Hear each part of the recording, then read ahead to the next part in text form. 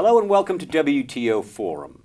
The WTO's General Agreement on Trade and Services, the GATS, is designed to open trade in services like transportation, telecommunications, and financial services. Proponents of the GATS say that by increasing competition, we spur innovation and efficiency in markets around the world. Services comprise more than 50% of total global output, so enhancing efficiency in these sectors can raise economic growth and improve prospects for development.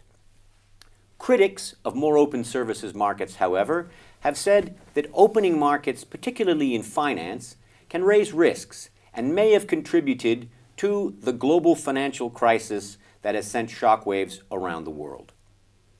Has the WTO's agreement on services created greater risks, or does it offer prospects for stability and innovation that can actually create a more stable environment for trade in services, particularly financial services? With us today are two experts on this question. Myriam Vander Stichele, the senior researcher at the Amsterdam-based Centre for Research on Multinational Corporations, and Sergio Marchi, formerly Canada's Trade Minister, the Chairman of the General Council here at the WTO, and currently a Senior Fellow at the International Centre for Trade and Sustainable Development. Welcome to you both. Thank you. Thank you. Myriam, your thoughts?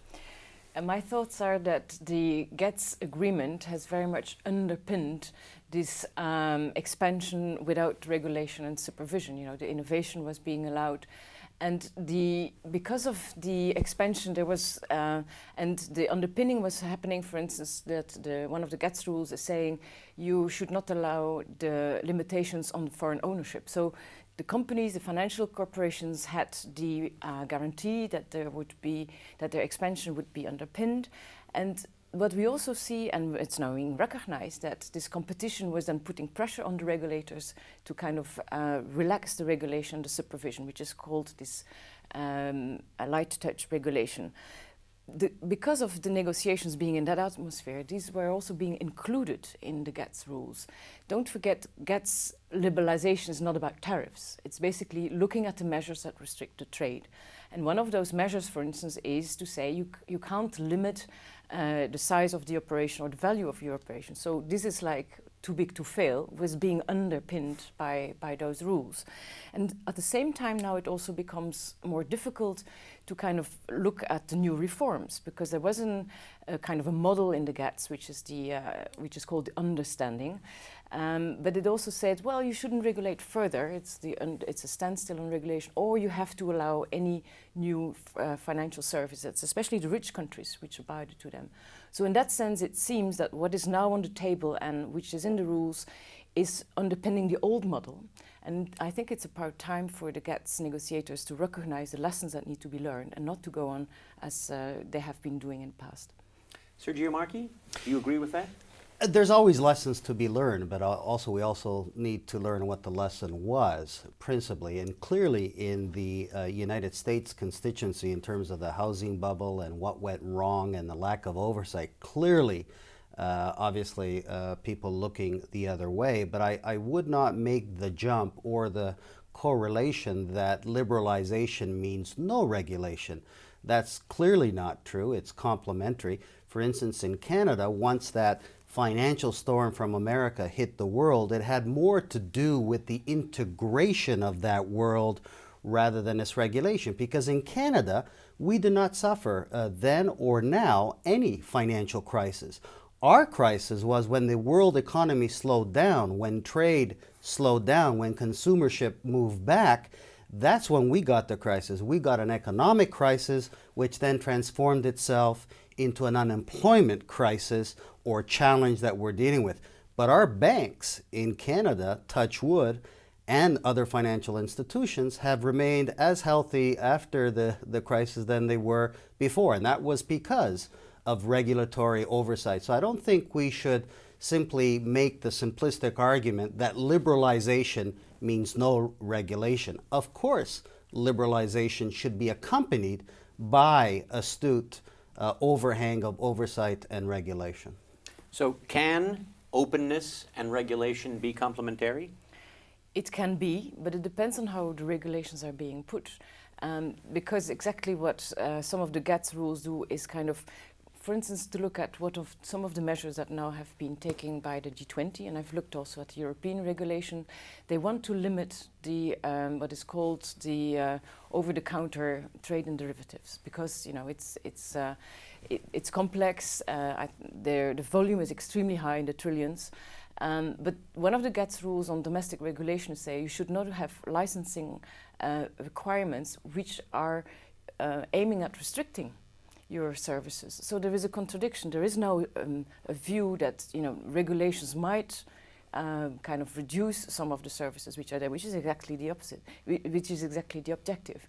While the rules within the GATS are, of course, especially done to make sure that there are no restrictions. So there's a contradiction in there. So in that sense, I think have the international regulation supervision, it's a long process, have them there, and then based on that you have to see what is possible to liberalize, etc.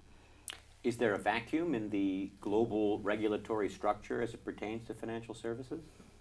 Well, I think a lot of governments and a lot of institutions are looking exactly at that, but what we don't necessarily want perhaps is these pendulums to go from one extreme to the other, because we always have to work our way out of those extreme positions. And so hopefully that pendulum can perhaps be recalibrated somewhere in the center so that it facilitates both for governments and companies a predictable level playing field. But the other thing that we have to understand about services is that it's probably not so much about trade as much as I would want it to be from a GATS perspective. Services is being liberalized autonomously. Countries are moving on their own. Why is that? Because services, as you said, is 50% of world GDP. It's 70% plus in my country and in America, as it is in developed countries, and about 50% and growing in developing countries. Why should developing countries play in yesterday's manufacturing industrial sandbox when they can be creating the kind of technologies and jobs and opportunities with services? And secondly, they know that services is a relationship to your own competitiveness. That is to say, if you don't have good quality services infrastructure, your national economy will not be as competitive, and the quality of life enjoyed by your citizens will not be as high as you should have for them. And that's why countries are moving on their own, because services is an indisputable economic force today, and more so for tomorrow's prosperity, not only in rich countries, but particularly with countries who are struggling to have a better performance for themselves and for their peoples. Isn't it true that efficient services do underpin competitive economies, Myriam? But efficient for whom? We have been looking at more case studies because the literature is not there. This is an old argument. But if you look what foreign banks are doing in developing countries, and we have a case study with all the figures for India, the national banks are more efficient looking at different ratios than the foreign ones.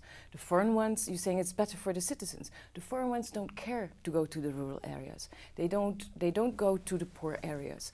So they don't give credit to the small and medium-sized enterprises. So that's the problem, where what you have to look at the profit-making strategies of those companies. And also what you see in the current crisis, they're actually repatriating capital. They're sometimes leaving in times of crisis. So the argument to say it's foreign and therefore it's more efficient is absolutely not an argument you can make. I think it's per country you have to look at what is happening, what are the needs of the countries, and whether or not these foreign companies, and especially I'm talking about the banking sector, whether or not they will really fulfill the needs of that country.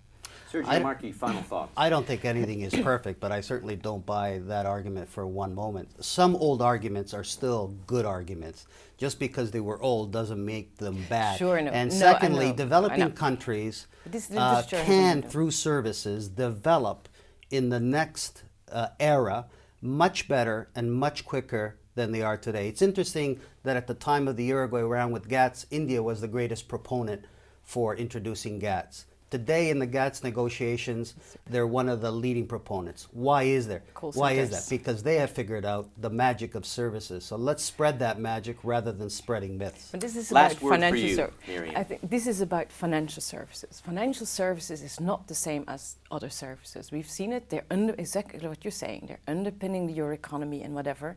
And we always had these kind of special supervisionary structures, which were not sufficient now because they were so special. And we have to recognize that they are special, and therefore they cannot be treated as they are as normal services or other services in the financial in the GATS negotiations. And I would say, you know, it's extremely dangerous for the current negotiations. I would say if you're not dealing with it, not trying to see that there's different, you have a toxic asset which might undermine your WTO system.